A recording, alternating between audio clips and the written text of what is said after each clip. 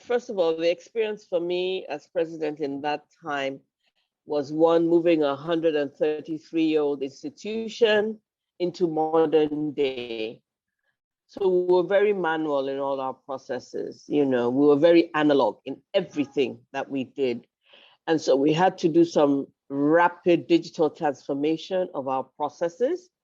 And that took us into thinking, you know what, this is the time to begin to achieve global standards where our internal processes are concerned. So we applied for the ISO as well, and we got it sometime last year.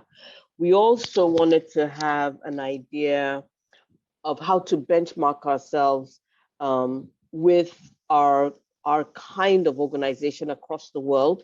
Where do we sit in comparison to others like us? And we engaged with the ITC. So the International Trade Center also ran a benchmark assessment on us, giving us a sense of where we are. And it came out that we were in the top 10% of our ranking worldwide. Now, what this did was several things. One, it enabled us to begin to plan to the future. Okay, here's where we're at. Where do we want to be? Two, it made us continue to see ourselves as a regional player. So in terms of West Africa, what do we want to be doing with our members? And third,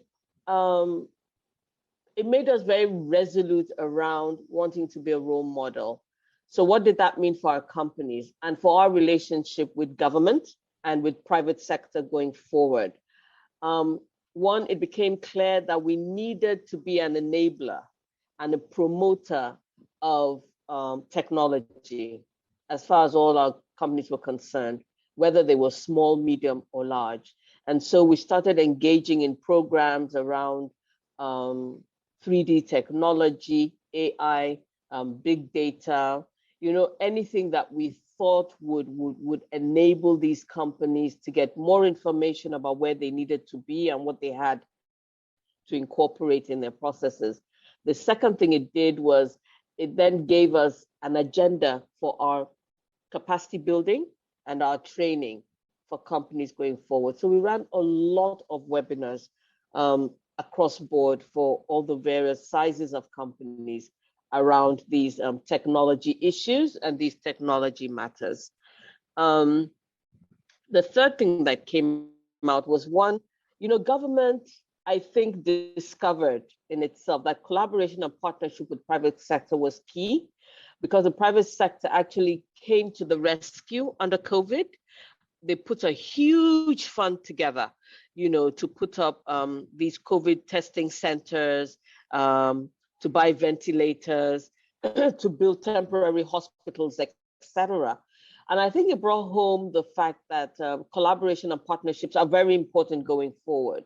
So as a Chamber of Commerce, we also performed our CSR with our state government, giving them palliatives and medical supplies as well. Government was much more open to discussion.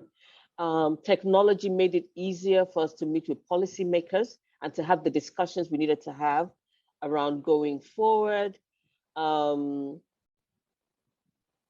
I think the third thing was we started to have more roundtables around policy issues and actually have the policymakers at those roundtables themselves, not through representatives or anything. So if we wanted to see the vice president was present. If it was the governor was present.